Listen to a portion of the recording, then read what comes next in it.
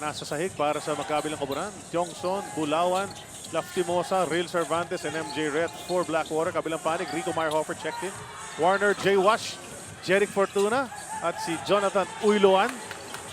Nakadalawang 3 points kanina, si Uyloan. That's right. Crumos over si Laftimosa. Iniiwan ng defender. Nakakuha ng foul. And he's gonna go back to the line. Carlo Laftimosa. He finds ways para maka-score. Kahit minsan mababa field goal percentage. Magaling from free throw. Anong kwento mo, Apple? Last game daw, malas lang itong si Carlo Lastimosa. Ang hirap daw shoot. Sa Inares Antipolo, sabi niya, dagdag pa na may iniinda daw siyang sakit sa likod. So pinagpahinga siya after that game and kahapon lang ulit nag-practice. And after that game also, kinausap niya si coach. Nagsusorry daw siya. Sabi ng coach niya, okay lang yon. Hindi naman everyday ay araw mo. But dito sa game na to, ginawa niya first quarter, naging aggressive. Kasi daw last time, relax siya sa first quarter. Hindi daw tuloy niya nakuha yung tira niya. Balik sa inyo. Alright, but we know what he can do. Tama yun yung relax ka sa first quarter. Sometimes hindi ka makakuha ng rhythm. So that's very important for a player na alam mo how to get yourself going. Well, he's gotten some points on the board so far. To si Meyerhofer. Iniiwan para kay Jay Wash. And he hits the deck. Dagger looks. Sa gumawa ng foul na yun. That's Gilbert Bulawan. Once again, So nakatalikod yung Gilbert Bulawan. Mukhang hindi niya alam na nandun dito si Jay Washington. Didn't appreciate what happened there. Medyo nasahod siya ron. So dalawang free throws naman para dito kay Jay Wash. Jay Wash is a many-time conference player, a best player. Naka-finals na yan, naka-championship na yan a few times, especially with the San Miguel franchise. But, you know, he's had some games para dito sa GlobalPort. You know he can do much more. It's all about trying to maximize the talent that you have. And Coach Pido Harencio, alam mo, nakita natin nung semifinals last conference. Nandun di ba? Ang dami niyang offensive weapons May Jay Wash ka, may Romeo, may Pringle, may Joseph Yo. Ang dami talaga But how to put them all together is really the challenge for Coach Pido. That's right.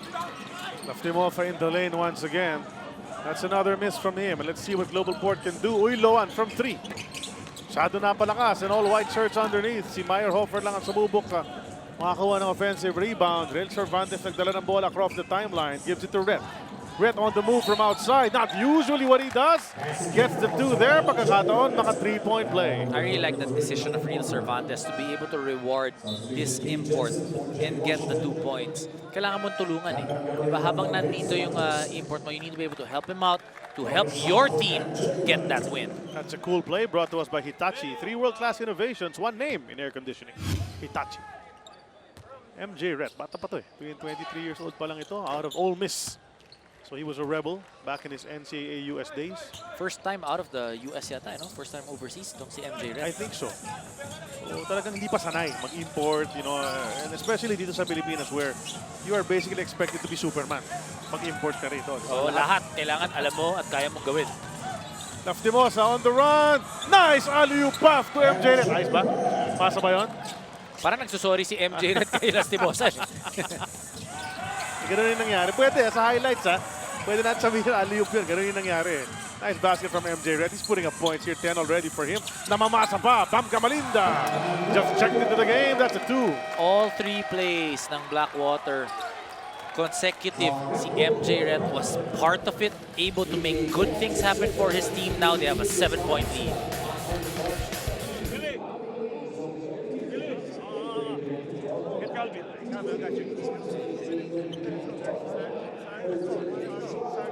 Okay. 10 and 8 already para sa kanya. So double-double, sure na yan para kay MJ Ret. He'll easily get 2 rebounds just standing under that basket. Outside shot from Romeo, no go. Meyerhofer kept it alive. Taha, the small man in the midst of all the trees, puffed it out. Last touch from Blackwater. Baseline inbound ang gagawin. Sino gagawa? Walang gusto lumabas. Ito, si Keith Jensen will do the honors. Quick pass to Rico. Nowhere to go. Committed himself in the air. Sometimes Rico Meyerhofer jumps right away. And then before he can actually able to shoot over his opponents, but now he's opted to pass. He was open. Nakawala dun sa depensa. 3 yun mula kay Romeo. Brought to us by Oppo F1 Selfie Expert. 12 points para kay Terrence. Bulawan.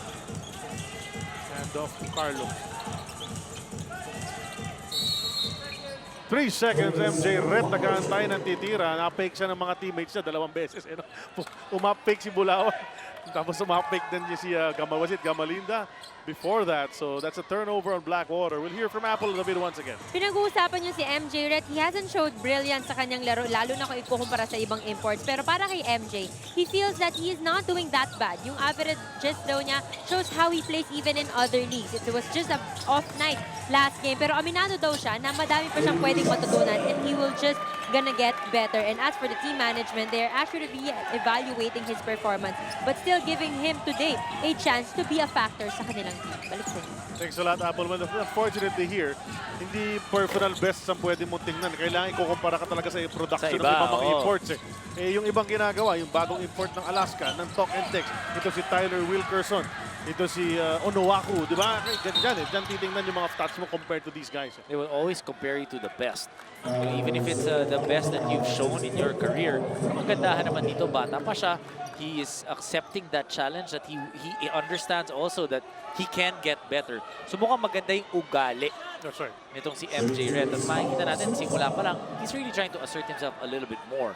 You know, sometimes when you're young, at hindi mo masyado pang kabisado yung nangyayari, hindi mo alam kasi when to assert yourself. Eh. You know, especially in a ball game. And if you're not used to really carrying the team, malaking load yan. Na when to turn it on, when to score, when to get those rebounds. Because it's hard to play 48 minutes of just all-out basketball. Alam mo dito yung import nga, iba talaga yung onus sa kanila. Pag kinuha ka rito, na-recruit ka. Solo import ka, pero grabe talaga yung expectations para sa'yo. Right now, he's defending Billy Mamaril. The hook shot is there. Bounces out, rebound play. Somebody committed a foul. Goaltending ang tinawag pala. So counted ang hook shot itong si Billy Mama. MJ Red apparently hit part of the rim. So that's gonna count. Marmy Johnson, siya pa rin nagtitimon sa point guard, goes over to MJ Red. Red, the 16-foot jumper, he knocks that one down. Kumpiyansa, umaangat. Oh, he has that. He has that jumper. So Billy Mamaril will have to challenge that shot. That lefty outside shot. Actually, nung dumating yan, natanong natin kay Coach Rio, ano ba itong bagong import mo? Paano mo siyang di-describe? Malak Chris Bosh daw. It hasn't really panned out that way. We know what Chris Bosh can do. He's I think 11-time All-Star in the PBA, but in the NBA. Pero ito si MJ Red, he has that lefty jumper. If you leave him open, pwede kanyang pagbayarin nun. He gets blocked, however, by Rico Meyerhofer, and he knocks down Billy Mamaril. Pero may foul na tinawag na bago pa man nun. Well, it looks like he just has to assert himself a little bit more, in the ball game. Makita mo yung aggressiveness na trying to get to that lane, trying to get to that basket. That was a good block from Rico Meyerhofer. One of his expertise. One of the things Meyerhofer can actually do very well on a consistent basis. Bam! Gamalinda on the run. No reset on the shot clock. Johnson goes over to Arthur De La Cruz. Steps into a shot. That's a miss and a good box out from Calvin Warner. Romeo pumunta kay Jensen. Pass inside to Meyerhofer. Ganda nun. Tira natin. Vintage. But he was clipped on the way up. You like that pass mula dito sa labas, finding Meyerhofer inside. 2 free throws para kay Rico Meyerhofer. He was a Rookie of the Year in the PBA. Tsaka nag-champion siya agad, di ba? Nung when he was playing for Pure Foods. That's right. Running mate ito ni JV Casio, di ba? Sila dalawa yung big and small nung Lasal team na yun. So si MJ Red, kala niya nakabawi na siya dito kay Rico Meyerhofer, pero natawagan siya ng foul. First personal. Shout count natin so far, Dom. Terence Romeo, Carlos Timos. As expected, ito yung mga spectacular players. So the player with the most F shouts by the end of the game will be our Shouter's Choice Player of the Game. So we'll announce that on sports5.ph. Pagkatapos ng ating laro, Rico. Mintis. Ang dalawang free throws. Hindi nagpalit ang ating score. Lamang pa rin ang kalaban nila. 38-35. 7-10 in the second quarter. Johnson on the move. Hooks it over to Eram. Naging magkakampihan noong kolehiyo.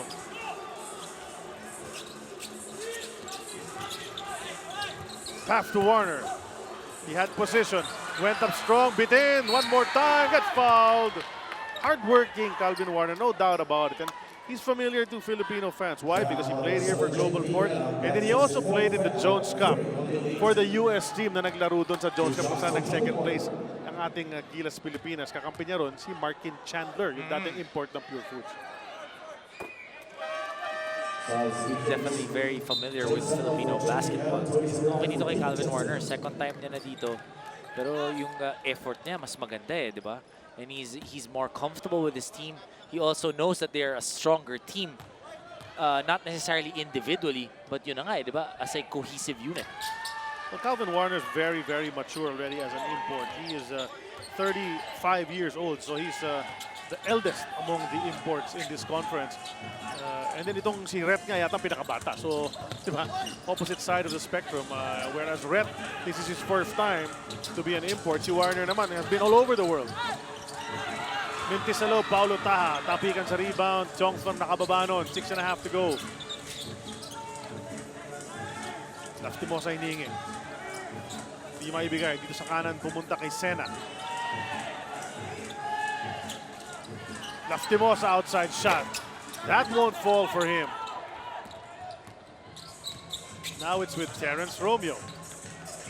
Sizing up Wami Johnson. They go to Warner. Warner makes his move on the way up. Gets the basket. And a chance for the three-point play. Well, Calvin Warner, obviously with a mismatch against J.R. Sena, they're gonna have to help him out. Dig, walang tumulong eh, di ba? Humampas lang itong Blackwater. But Calvin Warner already turned that corner and was attacking that basket. Calvin Warner is a former Jacksonville University player. Famous na siguro na lumabas niya sa Jacksonville, si Artis Gilmore. Dating sentro sa NBA, Hall of Famer na rin ngayon. Bam Gamalinda. Tira talaga yan. That's a three. Brought to us by Oppo F1. Selfie expert. You know, one thing I like about Wami Johnson, he's really able to orchestrate his team right now, yung offense. He's being patient. He's trying to set up his shooters. Kanina, sinetap niya si Lastimosa. Hindi lang pumasok. Next time around, sending Gilbert, or rather, Bam Bam Gamalinda. Balik na si MJ Rhett sa loob. Upo muna si Sena. And then Paulo Taha goes back to the bench. And Jeric Fortuna refielded by Pido Harencio. Romeo steps into a three. White left yung tira. Semera at the board. But, ano nangyari? Siya pa yung nag-foul. Yun na nga. Bagsak na nga siya. Siya pa natawagan ng foul. Double whammy para kay Semera. Pero toughest nails itong yung kambal na Semera na yan. Oh, pwede. Lalaro yata ng rugby itong mga bata. Nasanay nung kalaban nila si Calvin Abueva. Diba? MJ Rhett jumper. That's a miss. Bakbakan sa rebound. Ayaw pa pagbitawan ni Romeo yung bola eh. Sabi ni Rico Mayabas, ako yung sentro. Bigay mo na sa akin yung rebound na yan. Warner. Strong move. Naman si Warner. Napansin rin natin even last year. Yung ganun niya. He'll drive it, get all that contact. Doesn't even look at the hoop anymore. Kung pumasok, okay. Kung hindi, sige, free throws lang ako. Alam niya, kapag pumito ng referee, 2 free throws na yun para sa kanya. Veteranong na eh. 5 out of 5 so far from the free throw.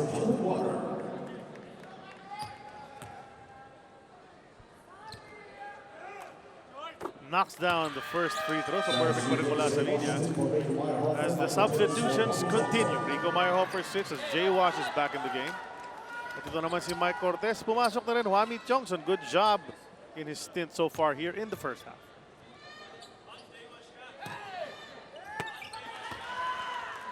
Siete por siete mula dyan sa 4.5-meter line. Calvin Warner gives his team the lead back, 42-41. Rafi Reyes had a good start, 2 baskets in the first quarter. Bam Gamalinda wanted to go to Arthur De La Cruz. A foul is called by referee Keeling in.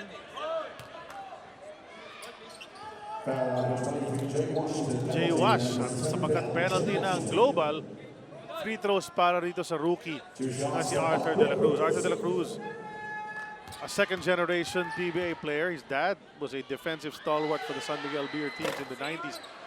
Pero itong si Art, very different ang kanyang laro sa tatay niya. No? Has more finesse, He's a lefty. Oh, mas madaming tira. You know, can create his own shot. More versatile. That's itong, right. player. I was about to say, you talk about versatility, nung nasa kolehiyo nga yan, di ba? Parang palitan sila ng triple-double si Scottie Thompson. Saka siya eh. Diba? Galing talaga statistics. Alley-oop, eye in the sky for Romeo Mintis. But there's Calvin Warner who likes to clean it up. And you gotta love him. If you're kakampi mo si Calvin Warner, tuwan-tuwa ka sa kanya dahil you know, he helps you. Mintis ka na eh, nandun pa rin siya. Mike Cortez, however, taking Fortuna to the basket. Cortez just a master of yung change in pace. Sa hilig niya, no? Take advantage. Yung habang hindi pa nakaset up ang depensa, nagtitinginan pa lang yung... Ayan, no, yung change in pace, nag-hesitate sandali. Then umatake ulit. Mike Cortez. You know, may iniinda pa yan. Di ba? Coming off the flu. Saka hindi na ganun ka-often nakikita natin yung change of pace na yan. Pero nandun pa rin. Paminsan-minsan pinakikita pa rin niya. Pinaalala niya yung cool cat play niya way back. Pass inside to Semera. The reverse.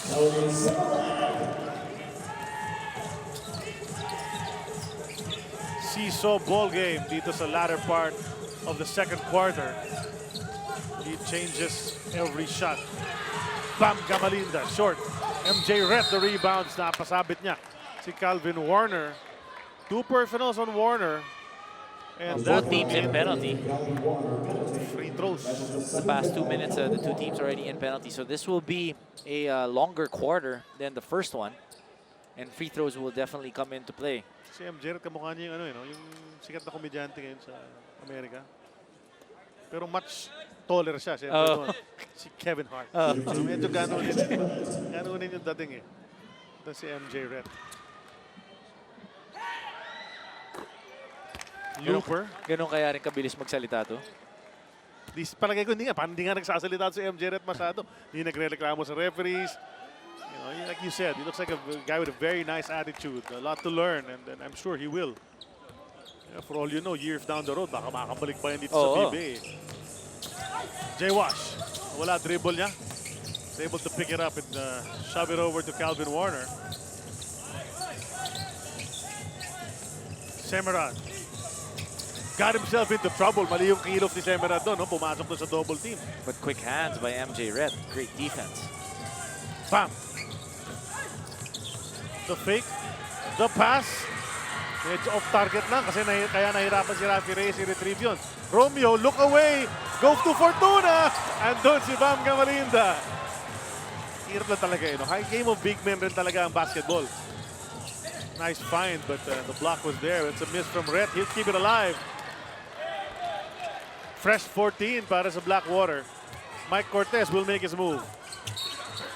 Wants to manhandle Jeric Fortuna. Nakita mo, gigil siya. Kayang-kaya niya sa palagay niya. Well, he understands. Mike is such a smart player that he knows when he's got the advantage. Jeric Fortuna, this is what, the 4th point or 5th point of Jeric Fortuna by Mike Cortez. That was a quality play brought to us by Mariwasa Tiles, celebrating 50 years of uncompromising quality. Siya makita mo yung ginawa ng MJ Ret. Just gave Mike Cortez enough space to be able to operate. So he was not able to play in their last outing. Yes, 8 points so far here in the first half. Mike Cortez, really just the veteran presence in the backcourt for Blackwater. Their best option at point guard still. Kaya naman din nila itong si Mike Cortez dito sa Blackwater because they needed a solid point guard that can give them, 30 minutes a ball game and, lead that team and make good decisions. Sabihin din ni Bam Gamalinda, set up yun para kay MJ Ret. Ang tumukod yung energy nitong GlobalPort the past few minutes. Itong Blackwater pa yung nakakakuha ng puntos off the fast break. That's right. 6-point lead para sa Blackwater Elite. They go to Warner. He's got the inside track. Nag-antay pa. 3 seconds ang tinawag. Could have gone up immediately, Dom. Di lang niya sigurado. Nailang siya dun sa height ni MJ Ret. 6-point lead for Blackwater. 2:35 remaining. At the best of the best yun and representing your country. Sana umabot tayo ron dahil meron nga tayong Olympic qualifier na gagawin later in a couple of months dito sa Maynila. Darating sila. Sa July. Tony Parquet. Darating. First week of July yun. Saka si Rudy Gobey. Kapag ganun ganun yung mga pronunciation ng mga players ng France eh. Sabi ni Coach Tab Baldwin, gawin natin public enemy number 1 si Tony Parker. Kada hawak ng bola, Parang ano lang, yung ginagawa ng kalaban pag Alaska ang kalaban pag hinawakan ni Bueva yung bola. Yung, ganun daw dapat. Yung reaction ng crowd ng Pilipinas. There's a steal from Terrence Romeo. Hahabol si Red. Pasok pa rin ang tira. Oh, you like the energy of MJ Red. Looks like that fourth quarter na hindi siya ginamit last game na talaga napaisip siya. Bitin ang kanyang tira. May senyas ng possible deliberate or flagrant foul landing spot ang naging problema ron. So they're gonna check it. Wala pa namang hatol, no? Posible lang dahil yung challenge ni Romeo, if that foot goes on the landing spot, this guy pa parang di ba wala namang ill intent whatsoever si Calvin Warner. Flagrant foul 1. But you take it. You know, it's early in the game, basically in the second quarter. Give him enough or more time to rest. You know, they are down by 6 points. Could be more after these free throw. Hindi nga lang yun. Pero actually yung mas concerned siguro si Coach Pidor, ang pangatlong personal ni Calvin Warner yun. No? And he could have gone into the locker room with just 2. But with that, and he can't start the second half, Doms. Pag-start na sa second half, yung pa rin, kasali pa 3 rin yung 3 minutes, minutes. diba? 3 playing minutes. That's right. So dito halos 2 minutes pa lang. So mga 1 minute and a half into the third quarter, pwede na siya ipasok. So importless muna itong GlobalPort. MJ Red. To the hoop. MJ Red a lot more aggressive. You like how they're also setting him up. Kita mo nakita ni Doug Kramer Alam Feeling niya niya. may quickness advantage Terrence Romeo, that's a travel. Yun na nga Bago niya napalipad yung tatlong white shirts. Nag-shuffle yung feet niya. That's right, that's right. So that's another one of those calls na yung mga players, pati mga fans natin, naninibago ngayon Kasi yung traveling talaga, ang dalas. Very strict. Yeah, very strict on that. And of course, the post defense is also being called, that armbar. Red for the jam! At natamaan pa on the way up ni Keith Jensen. And you're talking about it. We're all praises for MJ Red. You know, on the bubble yung kanyang performance dito. He might be on the verge of exiting the Commissioner's Cup dahil sa performance niya in the past couple of games. But look at this. Sa araw na ito, nagpapakitang gilas itong si MJ Red. And great team play ang pinapakita ng Blackwater. One thing that he also missed in the previous game, yung Mike Cortez. Why? Because Mike gives him more looks. Diba? Because of the orchestration of Mike Cortez, he can go to an open spot and get that basket. You know, it just gives Blackwater, you know, a way to look for him. They don't necessarily have to set him up na, oh, sige, poste, bigyan ka namin ng bola, bahala ka na. You know, maybe with certain teams or with certain defenders, you can do that. But if not, you set him up off those pick and rolls, off screens, off cross screens. So, yun yung, dun mo siya hahanapin. Hindi siya yung parang import na bibigyan mo lang ng bola, then bahala ka na. That's right. And coming off that timeout, I'm sure disappointed si Coach Pido Horencio sapagkat nothing. The GlobalPort now sitting on a zone. Now they throw it away. Mike Cortez miscue on the bounce pass. Jensen nagdadala ng bola. Napunta kay Uyloan. Jensen loses it. That's 2 in a row. Mula rito kay Keith Jensen. Resulting in turnovers, the miss. And you like the way Blackwater has been trailing the play in this game. Mga follow-up. Uyloan. Tsaka finals yun. Pangatlong tref na partner ni Jonathan Uyloan. They needed that basket coming out of the timeout. Last second shot time for Blackwater, who will be going into the locker room with the lead. By how many? We'll find out in 6 seconds. Cortez finding Johnson. That's a 3. Di lang pumasok pero powerful, well-executed second quarter for the Blackwater Elite. They have an 11-point lead, 62-51. Pagpasok sa mga locker room, papahinga muna kami ni Dominic Uy mula rito sa Big Dome. Balikan natin ang mga numero sa aming pagbabalik.